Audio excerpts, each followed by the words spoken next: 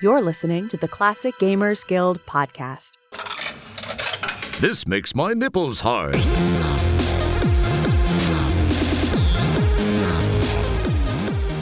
Hey there, and welcome back. Paul and I are both here today, and we are talking about a game that I personally had never played before, and that's the first EcoQuest, The Search for Cetus. Now, I'm... Okay. So, I played the talkie version of EcoQuest, and It's not EcoQuest. I know, you're right, Paul. I'm wrong. I've been wrong the whole time. And it's really hard for me to deprogram my head when I've thought about it as one way. And like, for example, if I say into voice typing EcoQuest, it goes ECHO Quest. And then Echo, like the dolphin, has two C's. Do you know why it does that? It's because you're secretly right. I've just gaslit you into believing that. No, you're right. You are so right. No, because I just finished playing the talkie version all the way through. I kept the voices on for all of it. And it's EcoQuest. They say it frickin' twice right at the beginning of the game. There's a hint book for EcoQuest on the floor. Okay. And then at another time just after that. So, okay, yeah, cool.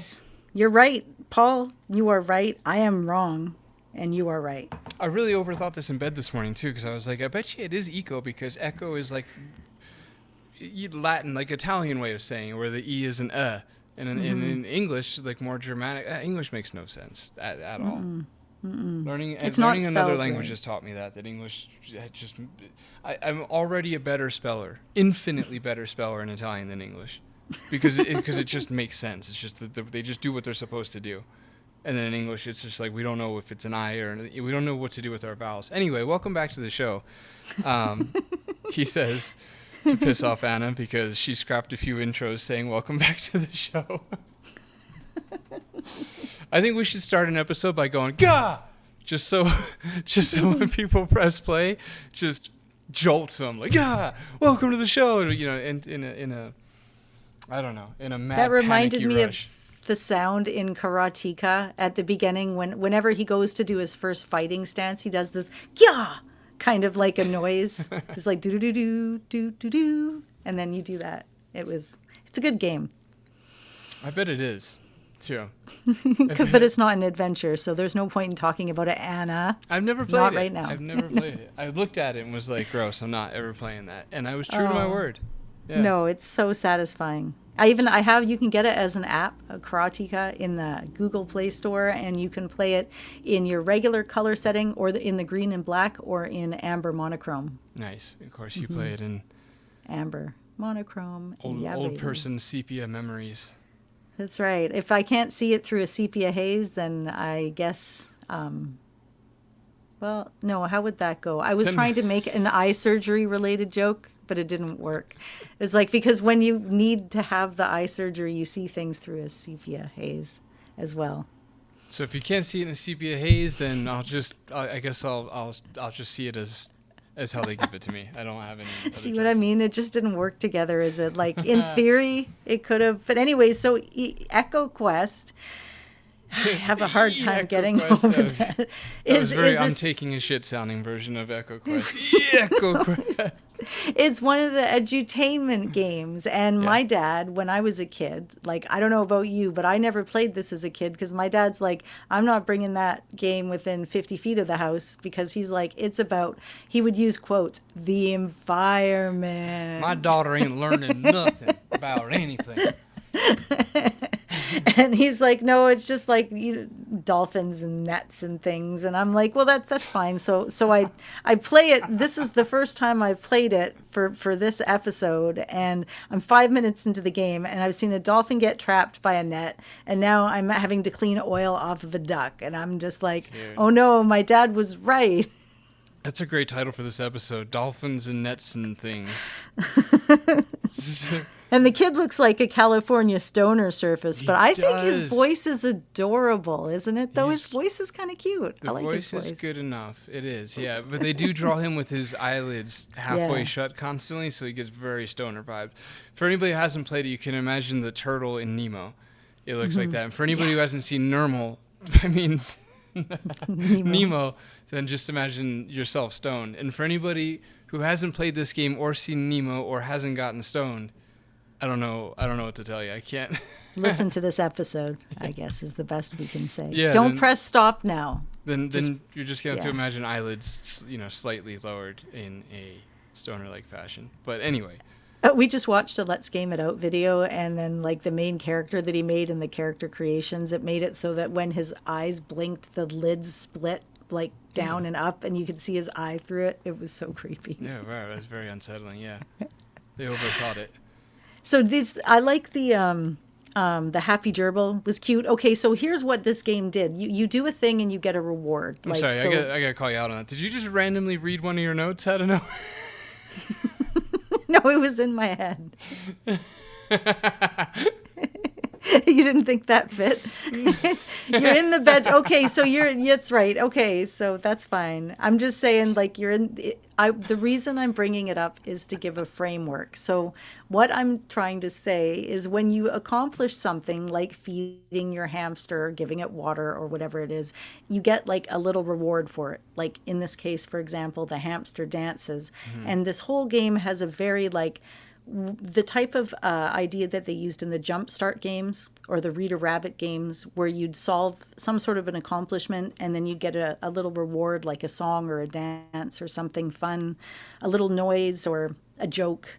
And that's sort of the format. The first place I've seen that format that kept getting copied again and again for educational games later on. Mm-hmm. No, you're right. They absolutely nailed it.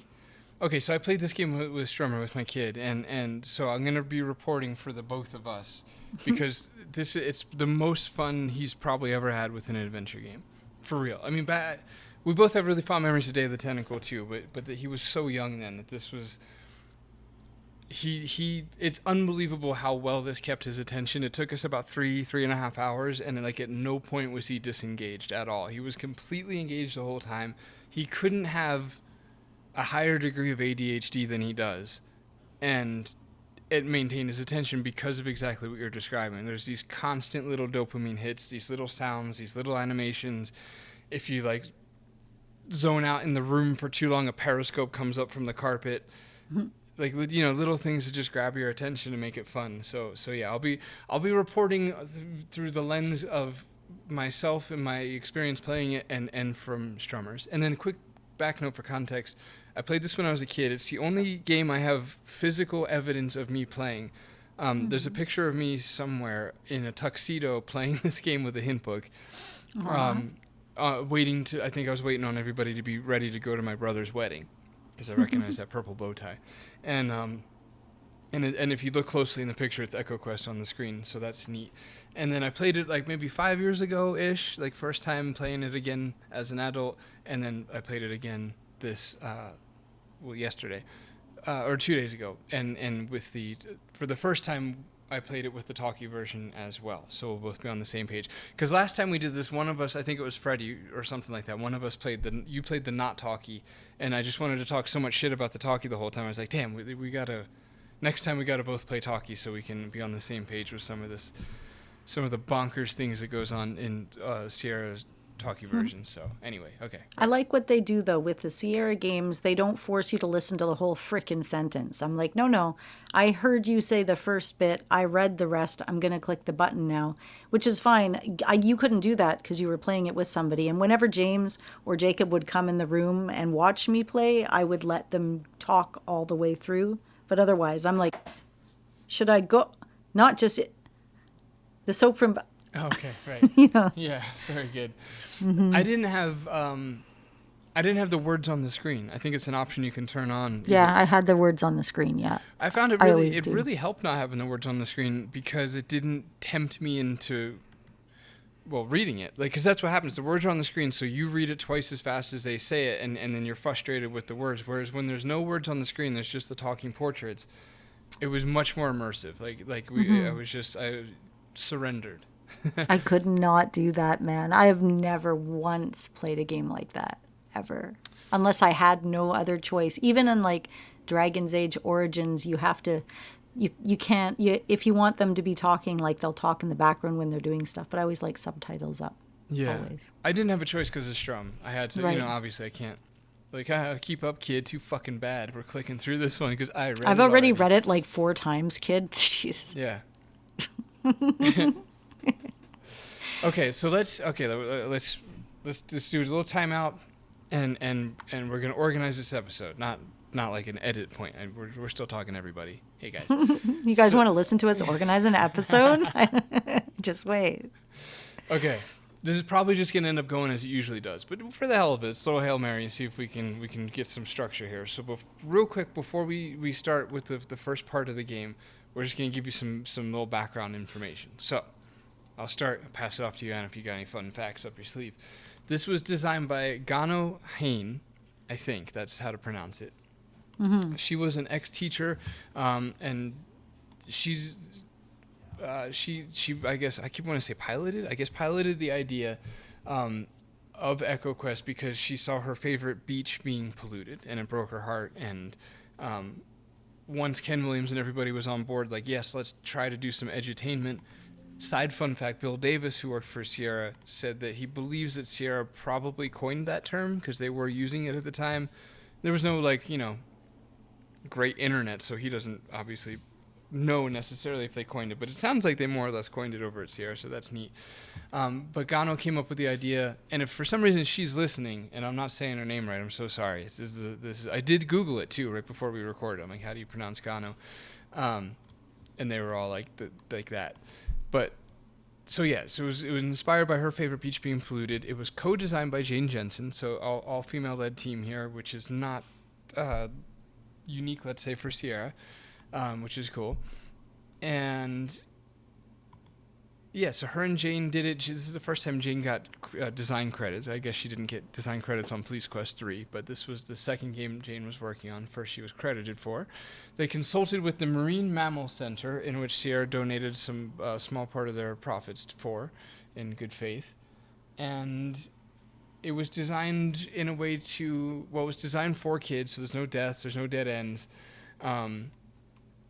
In what some called a radical departure from Sierra tradition, which is almost a little offensive. There's no dead ends, which is a radical departure. But they had some goals they kind of set out there. Like, we don't want to talk down to the kids, and we don't want to vilify humans in the story either. So we want to demonstrate it in a real life manner where there's people are good, but there's a few bad eggs, and and we're not going to make this mixed up Mother Goose. This should be more 10 to 14 years old, where it's pretty much an adventure game, like through and through. But we'll do little things there's a mechanic where one of the curses is the recycle symbol, and in various screens there'll be a dumping of trash, and you can recycle the trash in the ocean with that. And it's interesting because it's a little kind of side game. It's almost like a little, not hidden object. What would you call that? It's a little mini game in a sense. Yeah, like a seek and find. Yeah. You can find the trash and collect it, and you get a little point, and you hear the little ding, little dopamine hits. But you don't have to do that either. And they have really funny nice. names. They'll do little puns and little jokes for every piece of garbage you pick up. It's not like you picked up the can. They actually say cute things. Right. You pick up the shoe and give it the boot.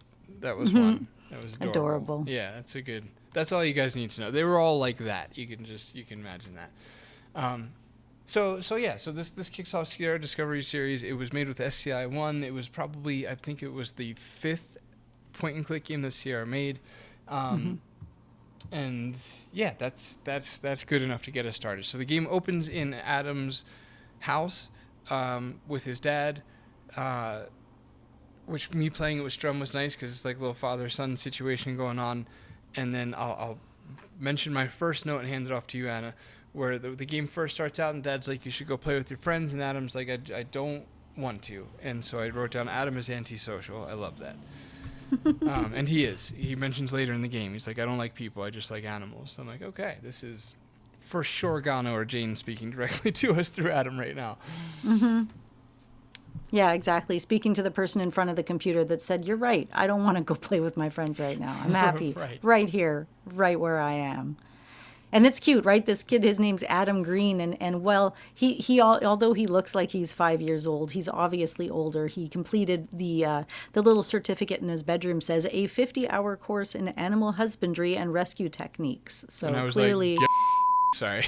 That's okay. And that was where, okay, this was where you were supposed to figure out how to start using the little recycle icon by clicking it on the envelope, but I didn't know, and I ignored the brand new icon, and I didn't even clue in that it existed, so I couldn't figure out why I couldn't get through the oil bilge, and I'm trying to radio to be like, there's an obstruction in the water, but the radio wouldn't, and I swam back and forth between there and the island. I'm like, I must be missing something. Honestly, it took me like 25 minutes to accidentally recycle something and figure it out. Wow. It took me seconds. So that was really stupid of you. Yeah, it really was. You know, I'm okay, kidding, so I'm kidding, by the way. Sorry.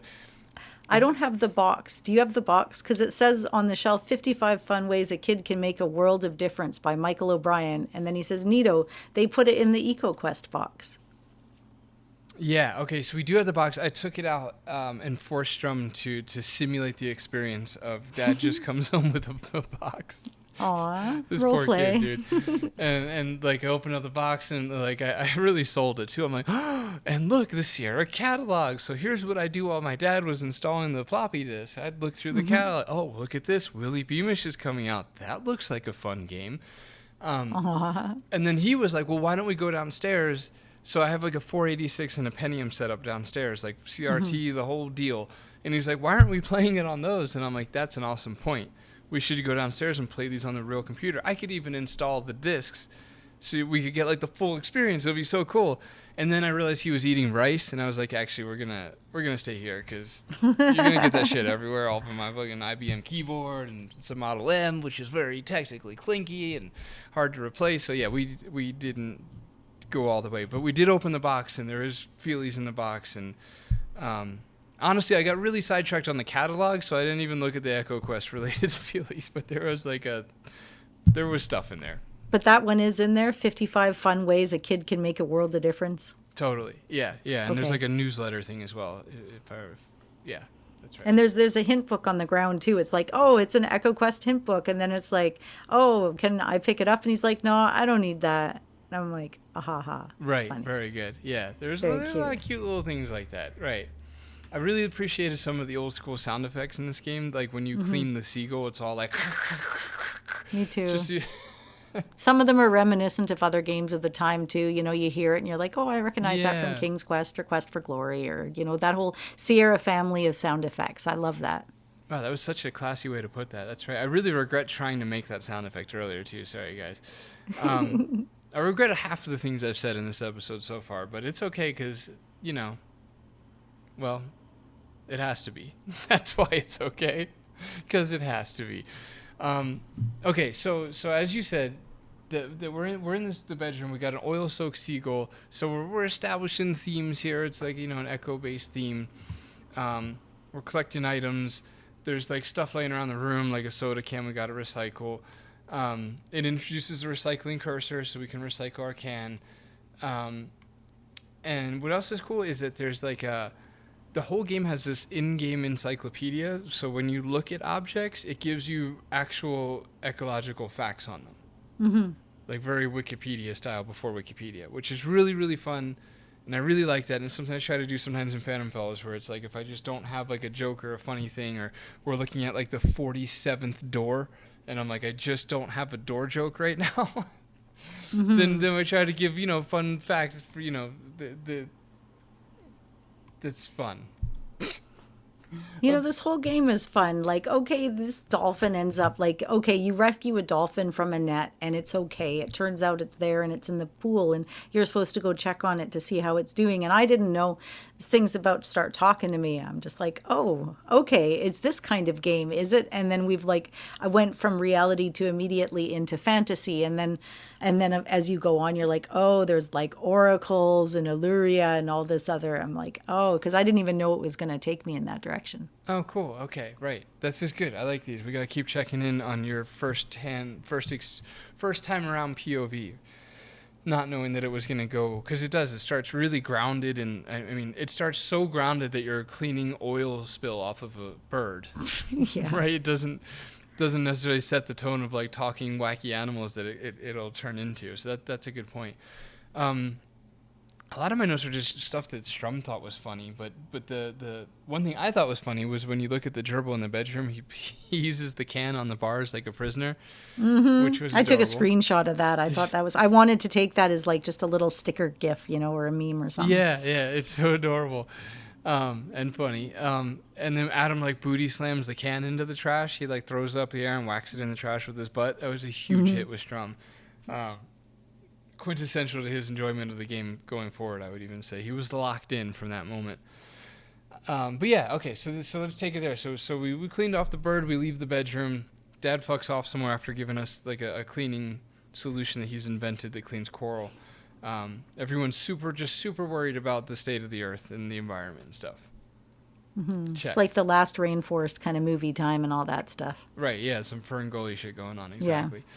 Right, exactly right. That this was hot in that moment. This is what was popping right then and there. Was worrying about the earth.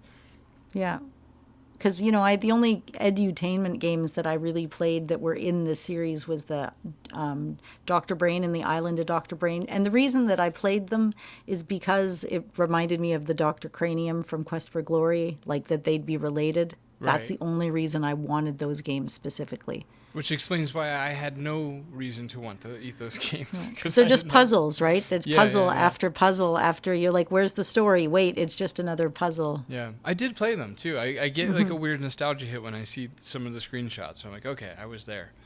At some point I was there. But we handled the environmental concerns better in the 90s. I'm not pandering to our audience who's just like, yeah, dude, we handled everything better then. But we really did. Because for some reason now we kind of fucked it up and turned it into like this argument that people conspiratize against. Like the way we framed it around climate change is if you were to just compare it to the more innocent take of the 90s, maybe seems like a mistake. Like maybe we should have just focused on shit we can do that we would do. Like get up, organize the cleanup at the beach, and just like affecting change in our local community, as opposed to making it this global thing that's untouchable that we all just fight about now. But anyway, not to bloody get political. It was just. But that was the thing with my dad in these games. He's like, when I'd say, "Oh, it's not political; it's just about the environment," and he'd say, "That's political." Like even when I was a kid, he would tell me that stuff, and he'd be like, "Calm yourself down." But I always did want to play it because it's a cute looking game, right? Talking animals and stuff. I mean, who wouldn't want to play that? My parents were always like that, though. My dad was always like, everybody's a fascist. It's just, I don't know, my dad. Man, he would love Facebook. Oh, yeah, boy. He has it. I set him up an account, and I tag him in it once a year on his birthday. So that's adorable.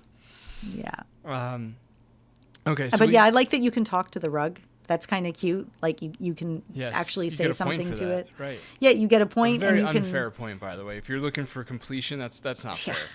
I did not. I sent Paul a screenshot when I was done the game, and I think I was just at like 695 points. Oh, that's funny. It's how disengaged from points and shit like that I am. I didn't even look. Okay. Yeah, mine was in the high sixes. I think 675. Yeah, it was 675, but then I got an additional 20 points or something as the ending happened. Huh. Yeah. Just kind of threw them at me there. But anyway, so you find out this dolphin can talk, and then there's a chalkboard with instructions, and there's activities you can choose. And if you do them in the wrong order, you just kind of have to start again. It confuses the dolphin, or they're just like, it won't let you do it. But you have to like swim with them and feed them and do a frisbee and do it all in a specific order to build trust. And it's very comforting. You follow the instructions on the blackboard. Strum must have liked making friends with the dolphin. Yeah, and like you said, the blackboard tells you the steps in order, so you're not just like lost wondering what the hell to do. And it even has good logic. It's like follow these steps so that everybody who's training him is consistent. Like so that we're all on the same page and we're not confusing the dolphin. Like it was clearly something they learned when they consulted with the Marine Mammal Center. Like, this is how we train dolphins. Everybody has to do the same thing in the same order every day so that there's consistency. And anyway, I like a good logic-based adventure game or whatever when it comes to that kind of stuff. So Yeah, I never got like stuck in this game. I never got like, okay, I get it. It's a kid's game. You're like, yeah, congratulations, Anna. You made it through a kid's game like a big girl. But it was very satisfying and the art was very pretty. I was taking screenshots all over the place and just thinking, how come nobody's ever talking about these screenshots, man? This game it's a beautiful little game. it is a beautiful game, and it's fun for all ages. It might even be better to call it a family game, right, than a kid's game, just because it's like it's fun. It's like a fun game. It's like when Sierra is trying not to fuck you. This is what you get. It's like very Lucas-y in a sense. It's not really Lucas-y at all, though. No. It's very Sierra. It just doesn't have dead ends and illogical puzzles and things like that. It's just very well thought through. It's a little adolescent here and there. The voice acting makes it 1,000 times more adolescent. So I would probably recommend to our listeners, if you haven't played the game and this doesn't exhaust you of it this episode and you somehow want to or do in 5 years from now, probably don't play the talkie version. What do you think about that statement, Anna? Because it's like, it's not, the talkie version is not bad. It makes it like a hard to ignore kids game vibe, as opposed to, granted, you haven't played it without it to compare, but I guess, okay, so first I'll just say, comparatively speaking, without the talkie, without like the children's voices and then the over the top 90s cartoon character voices for the animals, it has it has a more, I don't know, it just doesn't read as much like a kid's game. I liked the voices, although there were a few I made fun of and a few things they had very obviously that were off, like what they sounded like when they were underwater, which was in a cavern. Is that how you'd sound underwater, like you're in a cavern with an echo? I don't think so. But anyways, it was a little distracting at times. But, I kind of liked having the voice. I liked having the ability to have the voice on. I thought they were cute, some of them. The ones that were good were cute. There were some moments like that where like the dolphin gasps in the cave at one point. She's like, oh my, no, like, he does it a whole bunch right, of that's times. not how being underwater works at all. But you suspend that disbelief, or not. The dolphin noises in the cave, like Jacob just kept laughing at that. Oh my God, it was so bad. He's like, that does not sound like a dolphin, Mom. Delphinia sounds like an old smoker. Like she sounds like Marge's sister or something, just like just very, I don't know. I wish I didn't do that, but it's not great. No, but okay, we're not there yet. Sorry. At one point in the pool, okay, so we're still at Adam's place. Delphinius is the name of the dolphin. He's in the pool. We're bonding with him. We're earning his trust. And okay, then the dolphin speaks, as Anna said, and so now we're talking to the dolphin, and then the dolphin is like, my name is Delphinius. That's probably how you pronounce it, but in dolphin language, it actually sounds like this. And it was so clever. They used like a screechy cassette sound, like a screechy rewinding a cassette tape or even VCR tape, and they speed it up as well. So it's like a chipmunk speed up effect on top of like a rewinding tape, and it sounds like it's a decent little dolphin noise. Like as far as I don't know. I really like that kind of stuff when you have to make things work within restrictions, right? Which is probably why I like pixel art. My brother does stop motion animation, and I love this example of what I'm trying to say here. So he often has to come up with, like this example comes from when he was working on Robot Chicken, and he's like, so we're doing a scene in a restaurant, and they're sitting at a table and there's candlelight between them, and I think it's like an Italian restaurant or whatever, forces the mental visual of a red glass candle in the center, and he ended up using a Jolly Rancher with a LED light underneath the table to make it glow. And there's just something so cool about like when you have these limitations and you just have to make something work with nothing sort of thing. And so anyway, I'm always endlessly fascinated by like, how are we going to get like a dolphin noise? It's 1991. There's no freesound.org. Things like that, and somebody's like, well, have you ever heard like a tape rewinding? If you sped that up, it might sound like a dolphin. And like, I don't know. It's so cool. That's awesome. Okay, so Anna, to guide us further in the story, we've bonded with Delphinius. It turns out he can talk, and that surprised you. Right. Yep, turned out he can talk. That surprised me. And then he went like full fantasy, and he's like naming off all these Greek names. And then you find out like the Oracle of Illyria needs to be figured out or needs to be talked to. And then at that moment, I realized I was playing a spin-off of like Never Ending Story. It's like you're supposed to name the child Empress. That's where it took me to. Oh, cool. I didn't think of that. Right. Yeah, just a fun little spin on it. But yeah, anyways, yeah, underwater his voice sounds like he's a cavern. That I thought was funny, but the voice of the great senator was not very good. Right. There's one of them. I'll get to it when we get down to the notes there, instead of putting everybody through me trying to find it. Yeah, I'll just save that for now. I will say that when the first time Delphinius speaked, I immediately wished it wasn't a child actor. I'm like, oh boy, this might be a long game with with the voice acting. Delphinius. Oh my god. Yeah, how many times do you have to hear the name Adam in one game? Adam. Right. Adam. Yeah. It's like they both kids voicing these two. They did a really, really good job. They really did. But it did make me think, like, man, as a kid actor, they're struggling just to remember the lines, much less to say them as like you would. You know, does that make sense? Like, you could tell, like, sometimes they're just trying to like say the right lines the right way, and acting is like an afterthought. Like, we're just trying to clearly say the fucking words on this paper without overtly sounding like we're reading. And that's yeah. Anyway. Yeah, you can tell when they're just reading it and when they're actually into the line kind of deal, for sure. Right, because Delphinius, like, one of the early, when they first get in the ocean, Delphinius is supposed to say ha ha, like a Nelson kind of ha ha, like a sarcastic one, and they just go ha ha. Yeah. Like they discovered the second H as they're reading it. Like, oh, there's a second one here. Oh yeah, ha ha. Yes, got them both. Good. But yeah, so anyways, you find out you have to help out this dolphin, and then you got like scuba gear, and then as a kid, you just like up and take off with the talking dolphin, which is a thing you are allowed to do. He responsibly empties his pockets before getting into the ocean. Yeah.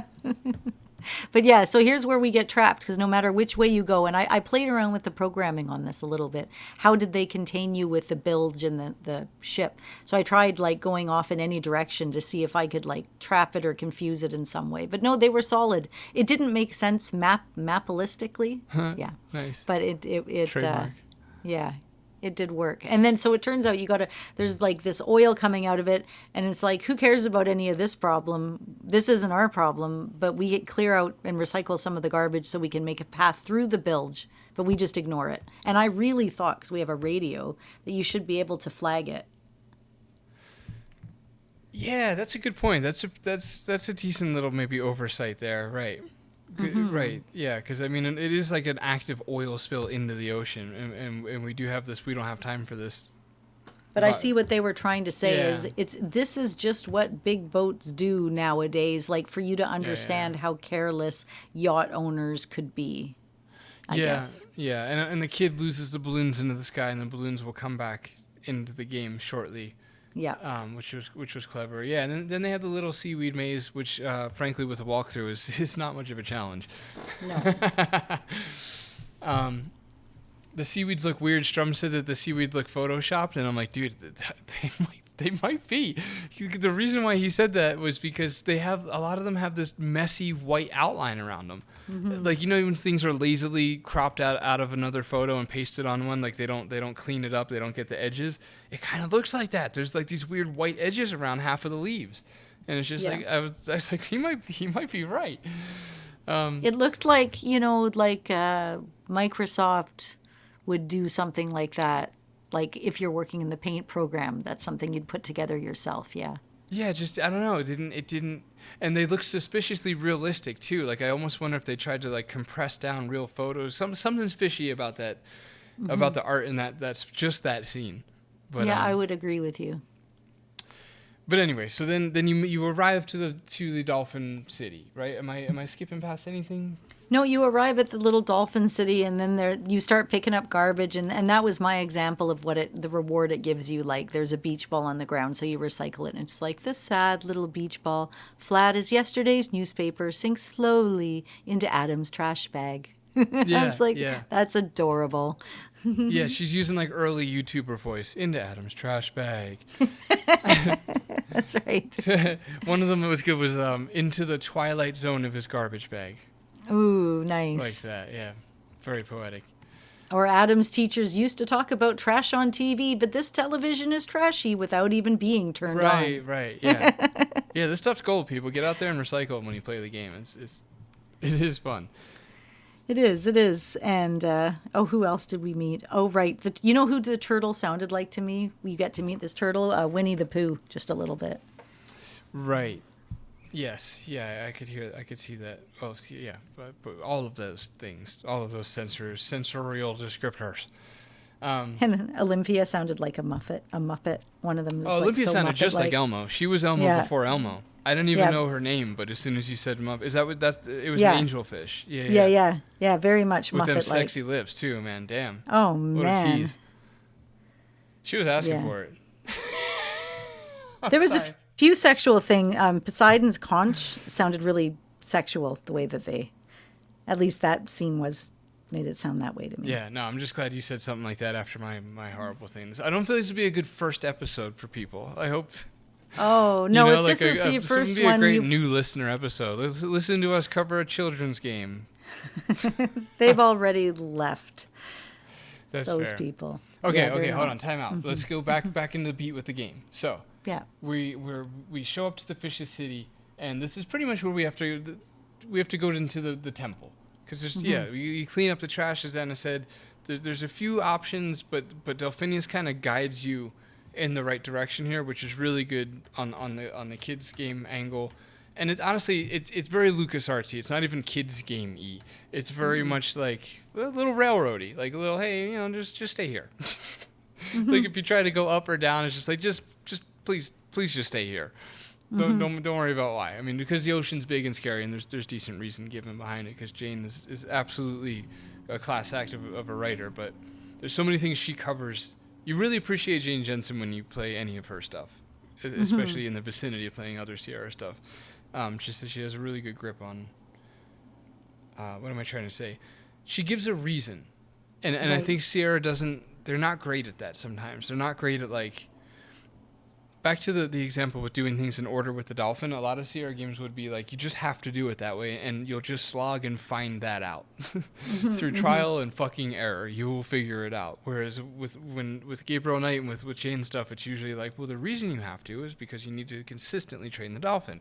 Or you can't do that because the ocean is too vast, and you could get swept away in a current, and there's just always good reasons behind it. But anyway, we go into the Temple of Uluria.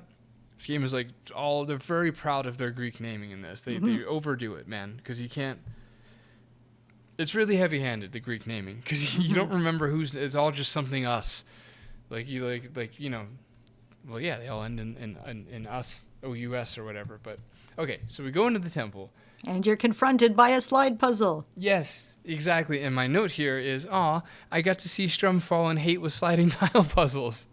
Did you make him do it, not just click, hint, exit? I made him do half of it, yeah. For some reason, I mean, the help button's right there, but he had to, like, he had his eye on, like, the prey sort of thing. Like, he was just focused on doing it as opposed to the big, juicy yellow help button. So halfway through, I'm like, you could just hit help. And he spammed the shit out of help, and we were done. But it was fun watching him just completely discover and hate sliding tile puzzles in the same moment. Just My like his parents old would man. always have them around the house, and I'd always hand them to guests and then judge them if they were good at it. Wow. Like what's wrong with you? Yeah, unbelievable, man. That's oh my god, that's great. But then so there's this little puzzle. There's like this Poseidon, and you gotta give his slave or his buddy a conch shell so he can blow it, and then I guess like it helps it come to life again that you can take the trident. But it's cute because you have to take it a couple of times, and he kind of struggles with it. But the trident is to poke into 3 eyeballs in a rather unsettling style animation to get into like a secret chamber. Yeah, it is. That is really, really good. Good signposting too, like for a kid, like on the walls. There's it basically shows you what to do, but it's like you have to pay attention to the scenery to find it. And then you get to see the Oracle, who is like this weird, like very 1960s Art Nouveau kind of a fish. Yeah, she's very she's got Picasso face. Kind of. I mean, I guess as any flounder does. I mean, yeah, I was floundering for words, but you. Oh, Jesus. Yeah, very good. Picasso face, that would be a great insult for people, wouldn't You're it? such a Picasso face. It's like either that or Quasimodo. Neither of them are a good compliment. Oh, God. How... Never mind. Yeah, it would just sound mean if I took it for a test drive here, so we'll let that be. But everybody, take it home with you. Put it in your pocket. Picasso face. For later. It's the new Butterface, but they don't have to have a good body. You can just use it. That's the perk of it. But anyway. But he's cute because he's all up in the riddles, and I like riddles because of the Quest for Camelot and stuff, that Conquest of Camelot, which you haven't played. But he's all like, once there was a great whale king whose tail kept off all poisonous things. Like under glass we lived so free from all with which man kills the seas. And it's very like, and then you get to solve these little riddly things. Yeah, they were fun. That was Strummer's first encounter with a riddle ever. Mm-hmm. I don't know. This might come as a shock to a lot of our listeners. I'm not a big riddle guy. I don't throw riddles at him often. So this was the first time he encountered a riddle, and it was a weird moment to realize that a riddle isn't something you humans inherently know what it is. Like, yeah, I had to explain it to him. I'm like, so they're gonna talk confusing for like a reason. Yeah. It's a weird thing to have to break down. Like, they're going to try to confuse you, but, like, the answer's kind of in there. And he had a lot of fun figuring them out. And every time he got it, he was so proud of himself. So, again, through the lens of the target audience, this game is a massive success. Like, he had so much fun. I think he figured out there's, like, two little things you have to do at the end that were a little annoying we'll get to. But for the most part, like, he was able to figure everything out himself. And then obviously he felt remarkably proud of himself for doing so. So anyway, the puzzle design was, they hit it out of the bloody park or whatever. So the oracle, right, as Anna was saying, there's these three eyes. You have to stab them with the trident, and it opens up a section in the wall, and behind that section is the oracle. And Strum's first comment was, how long has that fish been in the wall for? Oh, poor fish. I'm like, dude, that's a good point, right? This fish is just stored in the wall right here. Like, is he just, the oracle just, I guess, is just always there? Just in the wall behind this panel, like forever? It's like, the angelfish, and they stay in the tiny, tiny little bowl. Yeah. This little fighting fish. Yeah, it's like, or beta fish, kind of like that's that. It. Yeah. Yes. And then after you're done with that, you get to go chill with the senator for a little bit, which was kind of setting you up for what you need to do. Because, you did your riddles and you sorted it out. Now he's like, okay, well, here's a little bit more of... But then he does, like, he pulls a Wizard of Oz. He's not actually the big, great senator. He's just like this tiny little crab. It was so cute. Oh, that's right. Yeah. That was cute. That was another puzzle he was super proud of that he figured out himself. Was like the shell that you have to give him. Mm-hmm. Is that superfluous? That is. Okay, so that's the Richard Aronson character. Yeah, then. So yes. He was adorable. No, you don't get. I didn't get Cedric vibes. He goes like no, not at all. What's the rooster from Looney Tunes or whatever? Like Foghorn Leghorn. Yeah. He goes that route with it. Yeah. All of the so Jane purposely gave each each character like their own little unique personality. You know who had the most personality was the manatee. You get his little bum. Oh my God, the bum I was a love huge the hit manatee here. bum. Yeah, I love the manatee bum so much. sweet Our whole cheeks, man. family loved it. Yeah, that was great. Yeah. Should have named him Marie because I was just thinking that too, Paul. That's hot.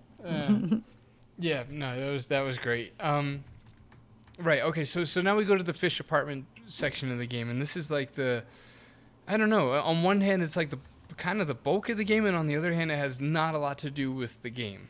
But it's like it keeps you busy. It's tasks. It does all work towards something. Like you have to get all the fish to this council meeting. Right. And then their lights go off as you send them off. They all live in these little individual caves. Mm-hmm. So it's very adorable because you've helped them because you get the satisfying, okay, well, I guess I'm going to go. And each one would give you an item to finish the quest in another one of the apartments. It was rather a cute little game. It was. It really, and it was paced really well. I was starting to get a little. I'm like, damn it, there's still one more fish to do, and but Strum wasn't. Like, he was still engaged. So I'm like, okay, that's good. This might be a result of me having played it before, sort of thing. But, yeah. So you go and you solve each of their problems. Did you notice it was like a kind of a pain in the ass to get to the apartments? Yeah, it was just brings there you was to a the few. fucking whale screen every time by. Yeah, The there was a the few whale statue misclick screen. zones. Yeah, I would agree. It It was just it was really hard for me hard. to get the hang of it sometimes too, to go straight up. Like, which direction am I allowed to go and how do I get there? Where's the cave? How, like, there was a few places I just couldn't figure out where to go because the direction wasn't clear to me. Yeah, like I think you had to be at a certain height in the screen to go to the apartments when you clicked on them. And if you were Yeah, below without that the part, bar it coming brought you to a down. different room. And I didn't figure that out till like the last moment. It was Yeah. it was a little frustrating, but okay, anyway. What am I trying to say? So first of all, there's the fish making beautiful whale statues, which is weird. Like, who made that statue of the whale? Oh yeah, and it's all covered in oil. You have to de-oil it. Yes, yeah, you gotta clean that up, pick up the trash around it. There's little purple and red dories swimming everywhere. That's a Strum note. Okay, let's get into some of the characters. So we're helping out the fish. Yeah, so we get to meet like Narcissus because he got a jellyfish in it that had attacked to him, and yeah, that poor guy. And then the other dude, he's got the chemical phosphate solution in the water. Wasn't he an angelfish and he had fallen asleep? Well, what I loved about the Narcissus fish is that he thought the plastic bag was a jellyfish. That was adorable. Yeah. He's like, I've been attacked by a jellyfish, and it's just a plastic bag. So That's cute. That was a cute little, yeah, that was funny. I put here that superfluous. Sorry, going back to the Richard Aronson Foghorn Leghorn. I said the superfluous the crab has I do declare energy. He's very, I do declare. Like, that's his whole vibe is that's that. Yeah. And then you're doing all of this to get the deputy badge. So if you agree to help the crab get everybody in after you get him his new shell, which, as you said, Strummer was happy about, that's when he's going to be like, okay, I'll give you the badge, because you need the badge later on to prove who you are and what your worth is. So it's kind of like this whole little interconnected thing. Yes, there's a French fish that is extremely condescending and rude. He says that's certain je ne sais quoi. C'est Yes, quoi? good. Yes, you did it. I'm so proud of you. That's a little annoying between, I guess, just Anna and I thing. Sorry, she's like she loves that thing, and the game said it, and I'm like, Je ne sais quoi. There you go, you got one out. The pufferfish has the most notes. That he has a half dome. He's a painter, and the pufferfish has the pufferfish is the one that thought the jellyfish was a bag, right? Right, Or right. the other way around. Doesn't matter. But he's a painter, and he's working on a half dome painting, little Sarah Easter egg, which is cute. And he also makes a borderline, very welcome but inappropriate statement where he's just like, I have known intimately many humans, or I've known many humans intimately. And I'm like, oh. Yeah, because they're trying to make him all like Narcissus, so he would all be like, what was it? He was like, instead of plastic bag, he's like, plastique?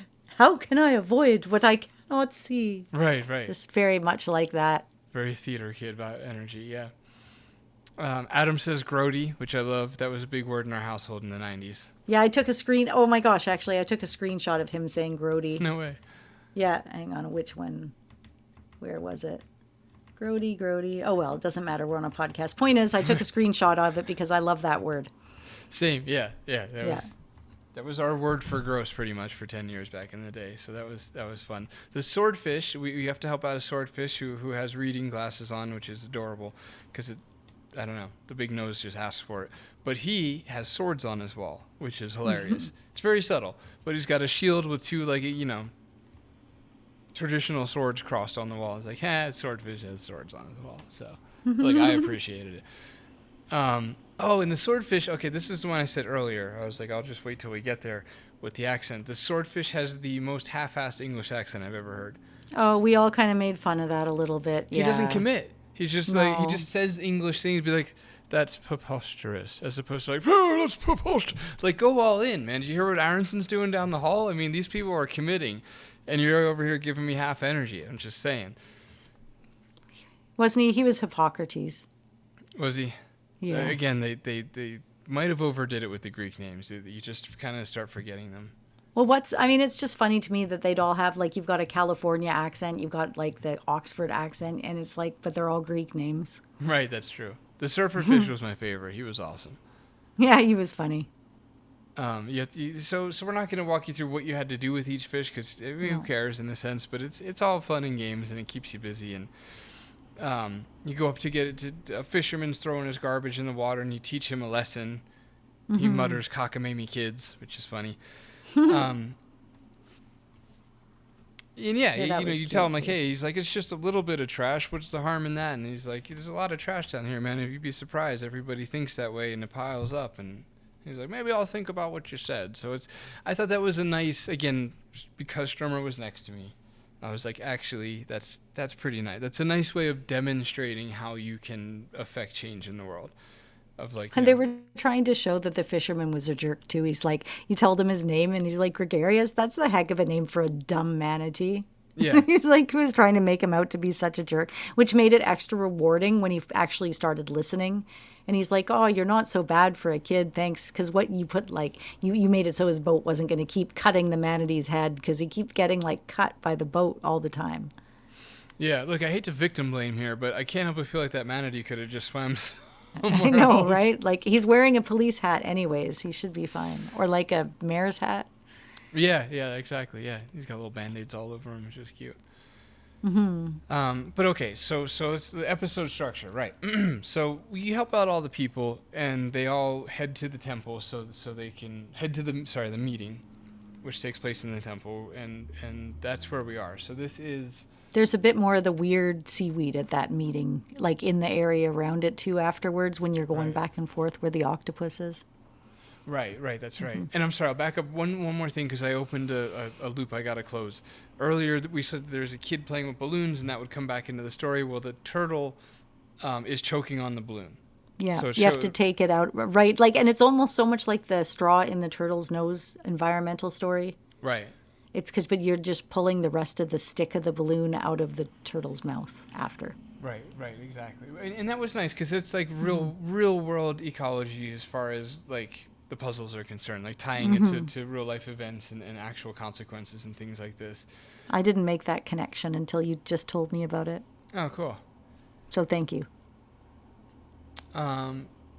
Sierra, you could tell, you test them a few times. Like, I tried to recycle the pump, and they won't let you. So it's like, they're okay. That's the difference between a Sierra family game and not, is that they don't let you do the things you shouldn't do. That's I think we're good there. Okay, so now we do the meeting with the mayor, and what does that meeting accomplish? I think that's why I'm like stuttering to a stall here right now, because I don't remember what the meeting was for. Well, you find out what the prophecy's about, armor, okay. and then he tells like this whole parchment scroll prophecy thing, and then you're supposed to go look off for this prophecy, and you're like, prophecy, but I still need to look for Cetus. Yeah, the prophecy might have been the only like writing complaint I'd have in the story in the game, is that I don't think it was as helpful as it should have been. Right. Like for example, you need, like, the prophecy is very almost riddle-like. I guess it kind of is a riddle. It is. But it's like you need to get something that floats. I forgot the exact clue, but it turns out that you'll find a toilet that you have to open, and you have to get the float out of the toilet. Yeah. And I'm like, bro, like, it's such like the prophet is spoken with such majesty that you wouldn't imagine that what you need comes from a toilet to begin with. You know what I mean? It's like so removed from the wording. And each time Adam would, I guess what I'm trying to say is, I'd figure a thing out inadvertently, and then Adam would be like, just like the prophecy said, and I'd be like, really? Me too. That's exactly what happened to me too. 100%. Okay, good.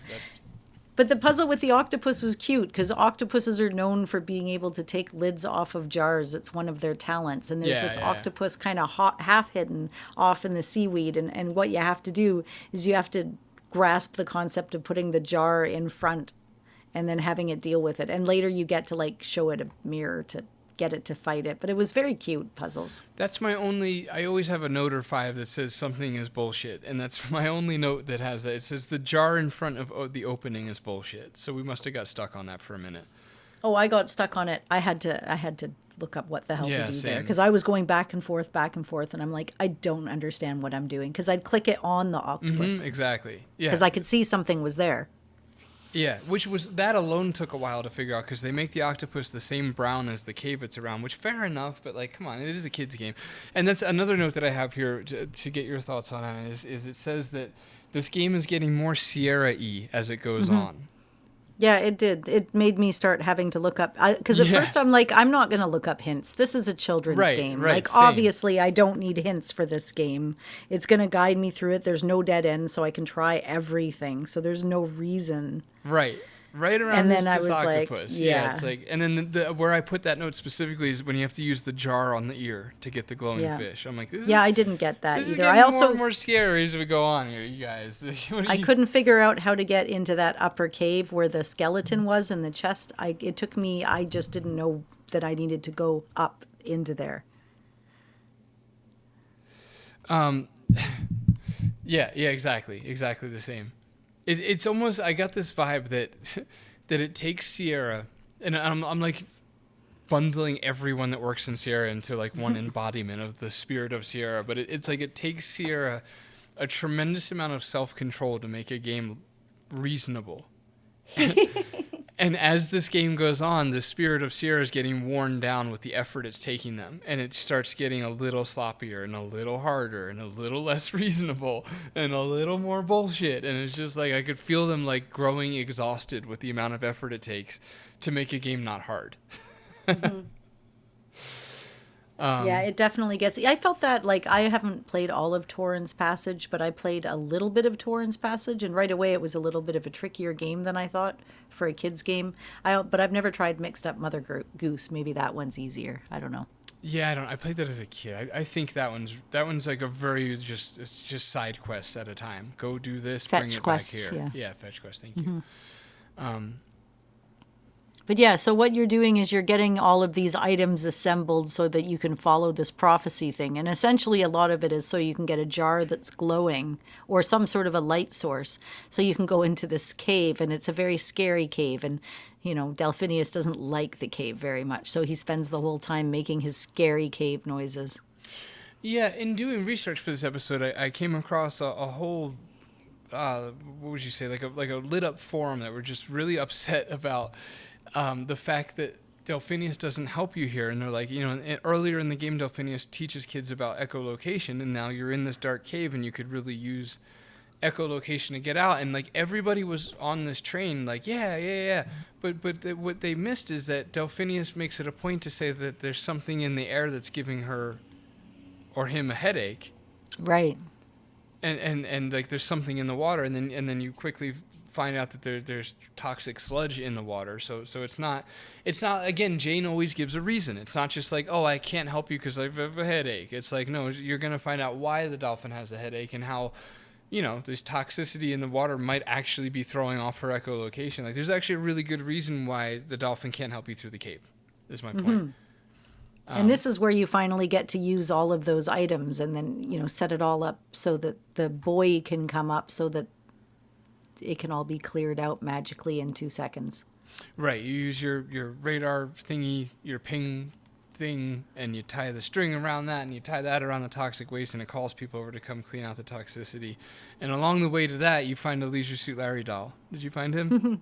Yeah. Outside of the head. I love the in-jokes so much. Great. You would think they would have gone with Graham for a kid's game. Yeah, I know, right? Why Larry? But that's the funny twist. And then it's funny, too, because the dolphin already, like at the beginning of the game, your dolphin buddy gets caught in a net, and then it's like it happens again. Right. But there's a reason, I understand. Yeah. I mean, they're running. So there's this random flesh-eating monster that's like a stingray. Literally his name. Flesh eater. Yeah.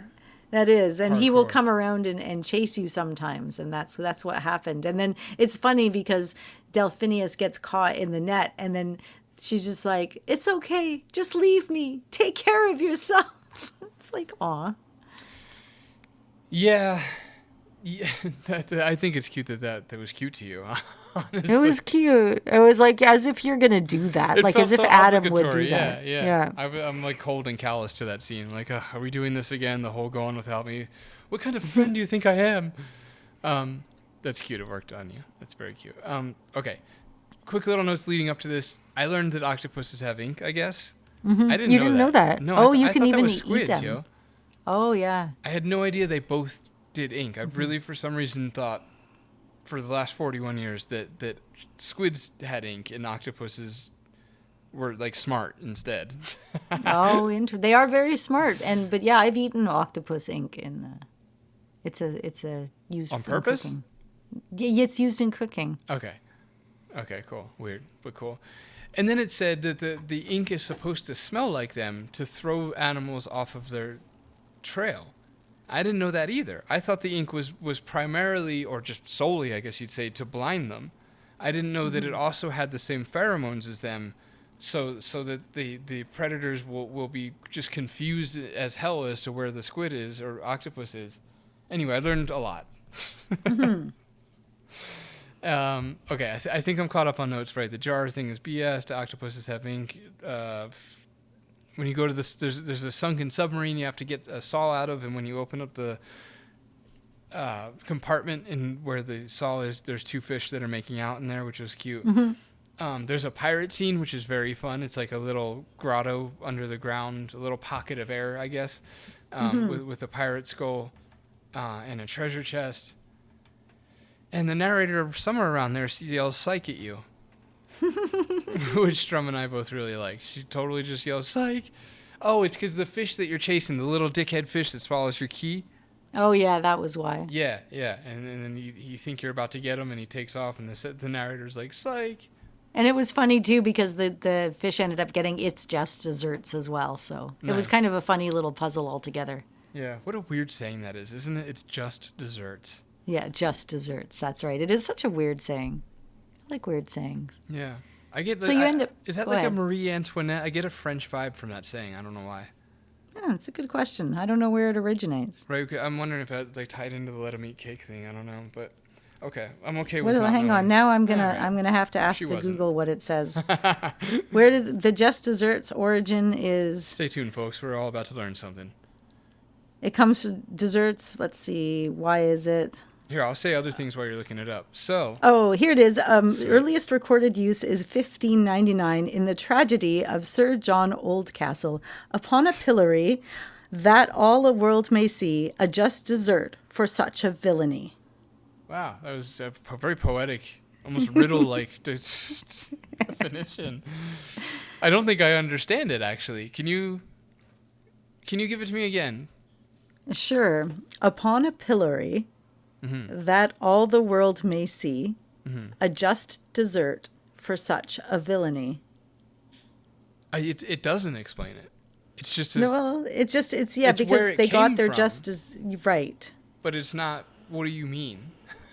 Well, technically, it means desserts means French and Old French. It dates back to Middle told English you. when dessert was used as a noun meaning that which one deserves. It had a So French the vibe. phrase, yeah, just desserts literally means exactly what is deserved. Oh, so just like justice. Mm-hmm. Okay. Oh, okay. Oh, very satisfied with that. Yeah. I know I was about to do that. We're not allowed to do that. She'll get us in trouble. Shh, shh. So anyways, you get to rescue, you finally get Rick's a hold not of... here anymore. No one's here to control us. Oh my God, this is wild. Well, you This know, is- you're okay. All right. No, it's good. It's good. Please leave it there. It's good. It's good. Okay. All right. listen. Cetus. We find Cetus. Cetus. We find him, and he's got a spear all the way through his cheek. So in like typical Sierra fashion, they have you enter the whale because that's a thing they do. Yeah. Where are you at? Are you at? We just found Cetus. Yeah. Okay. So, real quick, there's a Space Quest reference when you look at the stalagmites and stalactites, Ooh. which is fun. Okay. Now I'm perfect. That's all I had. Now we're up to the whale. What affects the? Okay. Never mind my quick note writing. Strummer was very upset every time I'd write a note. He was very like, pay attention. Like, why aren't you looking at this exact moment? Like every time. Anyway, I say that just to highlight how into the game he was. That I had to be that into it too, or I couldn't take a note. But the sound effect they used for the whale is, I'm pretty sure, an elephant. Mm-hmm. It sounded a lot like elephants. I'm like, is that what people thought whales sounded like in the 90s? Because, they're large and gray, but like anyway. It's not, yeah. It is a very realistic whale. Like they put a lot of effort into the tone and the coloration of the whale, especially on the close-up. They nailed that eye, man. It's so good looking. It really is. Yeah, it's really good. It's got the shine of the light and the little touch of sadness in it from the thing jammed in his cheek. He is ginormous. So if you haven't played the game, you don't have a visual. Adam's the size of the whale's eye. It's a very Moby Dick, whale. What are those whales called? Sperm? Yeah. I'm pretty sure it's sperm whale with the weird little mouth. Yeah, could be. Pretty sure it's sperm whale. They're often drawn with like a square kind of vibe to their head. It's the Moby Dick whale. I think that's sperm whale. But anyway, for everybody who hasn't seen it, yeah, he's absolutely gigantic, and you need to know that for my next note, which is, it's wild that they went with just one harpoon. This whale, like the size of a small 4 to 5 story building, is stuck because a harpoon has trapped him, and it's killing the whole whale. Right, it's he falls He's about unconscious, to die. yeah, during this puzzle. So and I just thought, like, one way to make it a little more digestible would have been to make it like 6 harpoons, and you have to quickly saw off each one and remove each one, and whatever. Like it wouldn't have been detrimental to the puzzle, because the solution to the puzzle, as you all just basically heard, is you just saw the head off and then pull the thing out. So like they could have just done like a bunch you more. remember this but then hole? next to that note, I just wrote, but then again, Strummer doesn't care. So what's the problem here? Like through the lens of a child who this was made for in the age demographic, like he didn't give a shit that it was just one thing. He was completely invested in the story and hyper stressed about us getting the thing out in time because the whale just passed out. And bless his heart, he didn't know, and I didn't tell him that it's an adventure game. None of this, the timing doesn't matter. Like you're not, you know what I mean? Like it's not. Yeah. It'll be fine. But and hey, there's some adventure games it won't be, right? Like Dagger or Rob. But anyway, he was hyper stressed about the time and didn't give a shit that it was one harpoon. So in the designer's defense, didn't matter. Okay, I'll hand it back to you by just saying that. So here we are. It's King's Quest 4 all over again. Right. Yeah. So you go in and you're in the mouth and although there wasn't so much in the way of in jokes, that's literally you're in the mouth. You have to Why didn't they saw put off one there, right? That was the so hacksaw. disappointing. I should have. And then it's funny because the hacksaw end just like drifts off inside the whale somewhere and is gone. But you're Right. like, I guess that's okay now. Right. Oh, yeah. But you deal with the whale and he's cool now, and you pull out the spear and it just kind of leaves this little hole in the side of him. But then we clean it, and he cleans it for a long time. Did you notice for that? really Yeah, it's so weird. actually all of the animation in this game was a little bit long. Like putting on the scuba gear because I kept getting out of the water and just these little, Yeah, right, yeah. Which, again, to the designer's credit, that I think it is all of those that kept Strummer engaged. Like, nothing was automated. Everything is showy.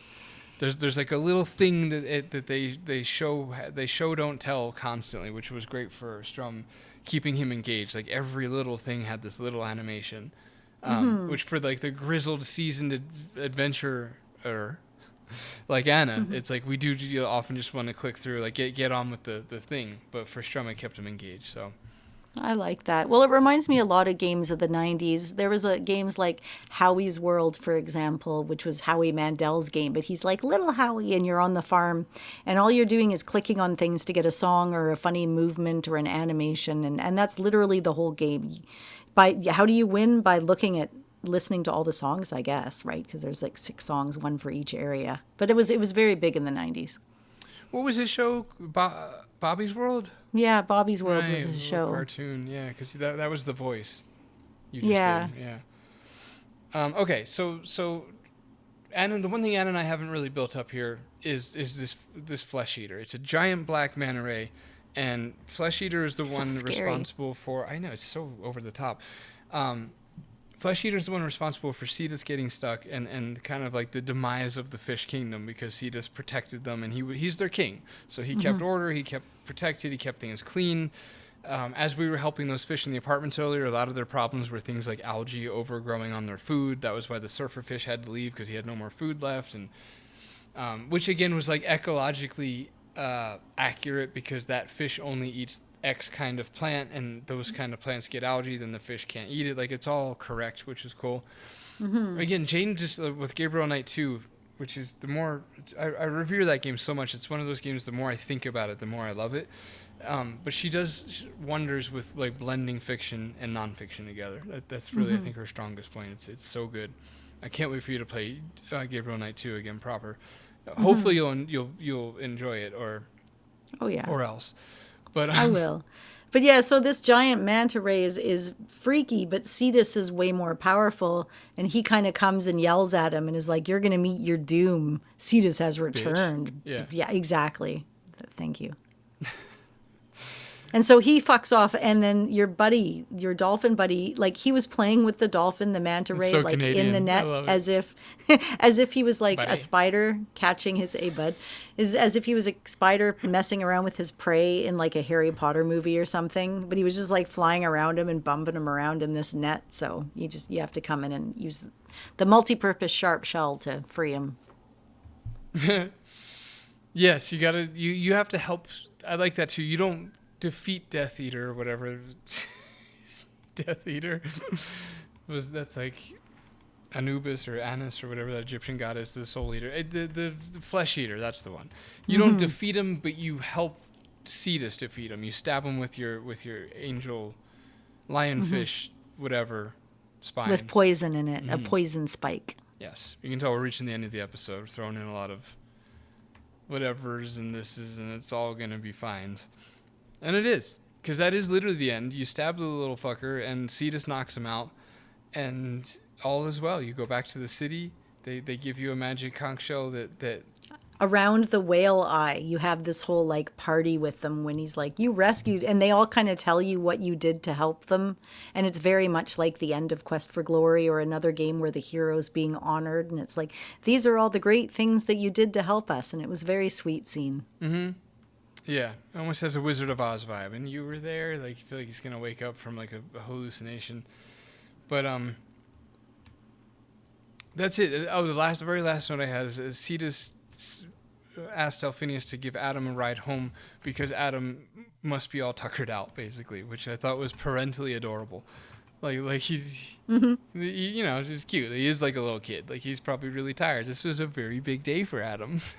I know. He looks like I said, the whole time in this game, the kid looks like he's high 6. as shit, yeah.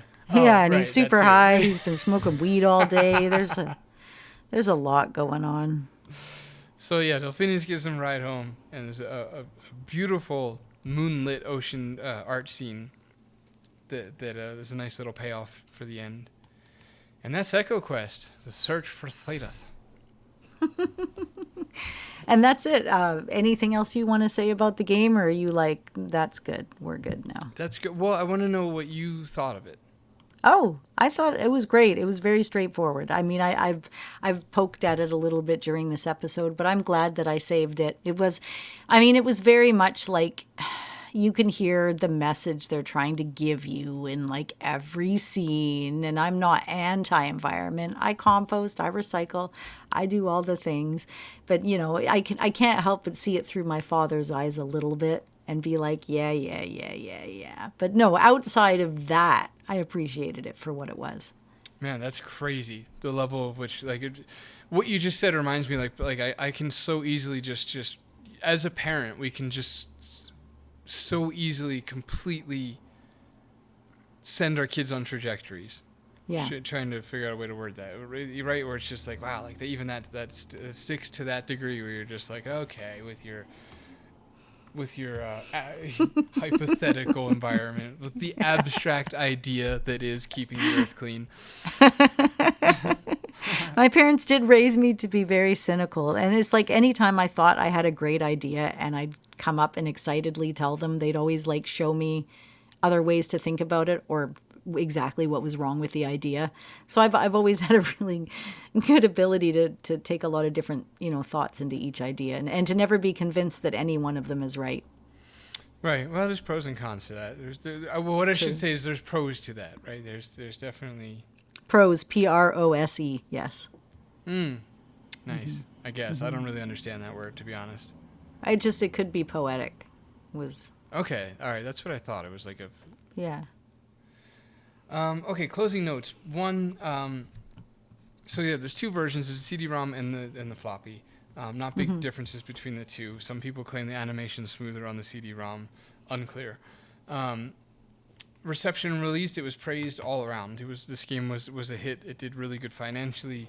It's for kids, so yeah, that's not what I'm trying to say. There wasn't a lot of competition for it. There wasn't a lot. I don't know. There wasn't a lot of reason to not praise it. Yeah, I really don't know what I'm trying to say with that, so we'll just leave it. The critics gave it some nitpicky. Some people found it preachy, like Anna and her dad. Some people found the reading level to be a little bit high, which is something they lowered in the next EcoQuest game, and then got critiqued for that because they felt that it was lowered too much, highlighting, legitimately what a difficult balance it is to strike, especially with kid stuff. Retrospectively, the people that played this game, whether now or as kids, do seem to revere it quite a bit. It was a moderate success with sales. I know earlier I said it was a huge hit. It was not. It was a success. It did good enough for a sequel, and the sequel did not do good enough for a third. We could put it that way. The fan legacy is really high. It's people. I just said that. It's because they're kids, right? I mean, when people played this game, they were little or they were younger, and so it's just like Strum now. This is going to be a part of his childhood, and he's always going to refer back to, oh yeah, the game with the animals. I played it with my dad. Games like this are really good at getting into the nostalgia sweet spot for people. Right. I would like to shout out to the composer Chris Raymond. I think the music was really, really good, especially especially. It's just really good. Like, he does a great job of when you're in the presence of Cetus, there's this vibe of greatness and majesty in the music. When Death Eater Flesh Something is around, there's dread. It's like does a really good job of micromanaging your emotions, like when you should feel in a rush and panicky, and when you should feel scared, and when you should feel like you're in the presence of a king. And then there's just otherwise, when it's not so much a hit moment, there's nice sense of reggae, islandy vibes, things like that. So he did an awesome job. Chris Raymond, for those wondering, is the same person because usually we hear Ken Allen, Mark Siebert, you hear kind of the same, or of course Robert Holmes, but Chris worked on King's Quest VI, Dagger of Amon-Ra, and Gabriel Knight, which I know Robert Holmes did Gabriel Knight, but he's credited with Gabriel Knight too, so as well, not two. So I guess he had something to do with that. But basically, he composed King's Quest VI and Dagger of Amon-Ra, which are, huge games. So yeah, that's Chris. Did an awesome job with this. And then That's what the sound was. There was the sound effect that was like doo-doo-doo, doo-doo-doo, doo-doo. Anyways, it built on itself, and I was like, it's the sound effect from in King's Quest VI when they go to smell things, like all the dwarves on the beach, and they're waiting for you to bring out the stinky flower for the one to smell, or the mint for the other one to taste. It was the same sound effect. Got you. Okay. It just hit me now where it was from. It's like, thank you. Good. In time. We're still recording. It made it in the episode. Usually I get these messaged to me later, so that's nice. Yeah. So yeah, all right. Well then, a few notes. Would you, before your notes, and then please go ahead. Yeah. Would you say that this game is a good time? Okay, for people out there who've played a ton of Sierra games, and like there's this one Sierra game they still haven't played. It is kind of for kids, kind of a family game. Like, would you say it's worth it for them to play it or no? Yeah, because it's so short, and it's just such a nice representation of Sierra. Nice. Okay, that was logical. I thought you were gonna say no. So. Oh. Okay. What are your wrap up notes? Oh, that was it on the game. Oh, got it. Okay. I was just gonna tell people about subscribing. Yeah. Do that. Yeah. Tell them all about it. Force it down everyone's all the things we want. Buy my game. Yes. No, I mean, subscribe to the podcast and wish list or write a review about the Phantom Fellows. I gotta say.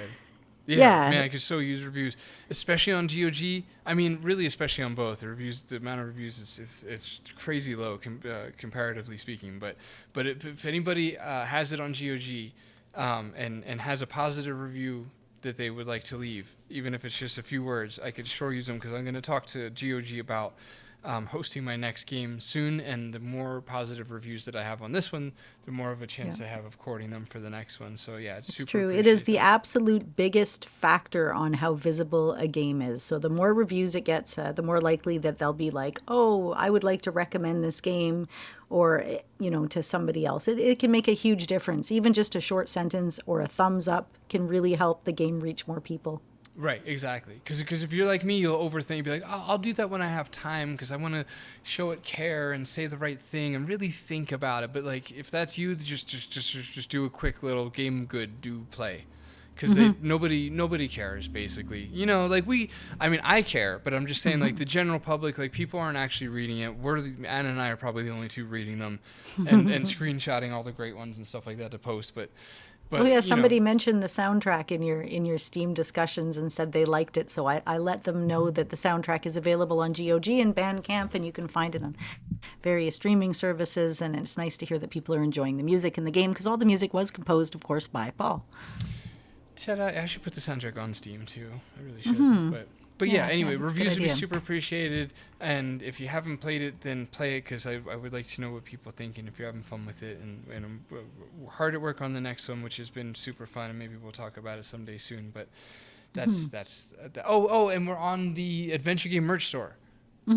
Yeah, good. Yes, there's the new Adventure Game merch store was opened up by Yaxwax Lips. He started. There's a bunch of other devs in there.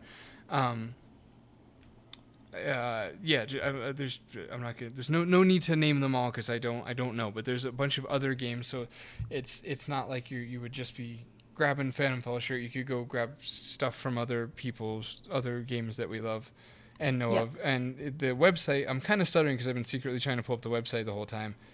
AdventureGameMerch.com.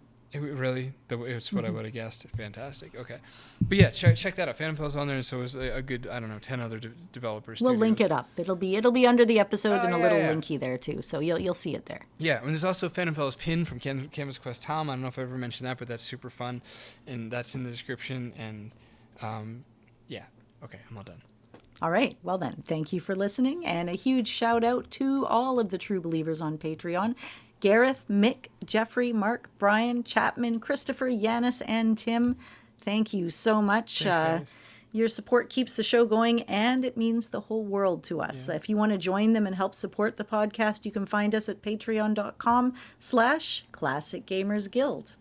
Otherwise, feel free to say hi on Twitter. Anna, me, Paul, him, CGG Podcast, Phantom Fellows, it doesn't really matter. Send it out into the void. We'll find you. We're on Blue Sky. We're on Mastodon.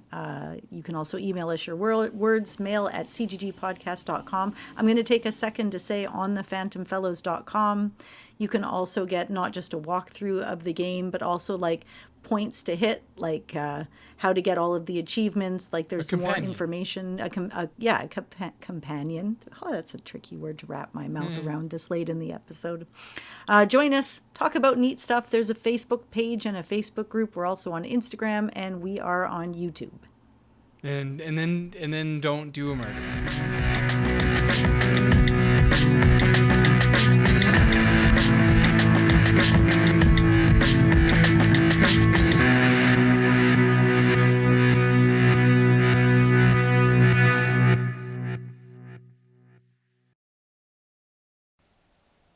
So, Strum, what did you think of EcoQuest? It was a very good game. I really loved it. I think that's it. What was your favorite part? My favorite part was seeing the dolphin at the beginning, at the pool. Did you think the puzzles were easy or hard or like just right? Just regular. What is okay, so we've played a bunch of adventure games by now. What is your favorite adventure game? My favorite adventure game is the superhero. Pajama Sam? Yeah. Yeah, good choice. That's my favorite game. Where does EcoQuest rank? Top 3, top 5? It would be on top 5. Okay. Or top 3. Is there anything else you want to say? Don't do it no matter what.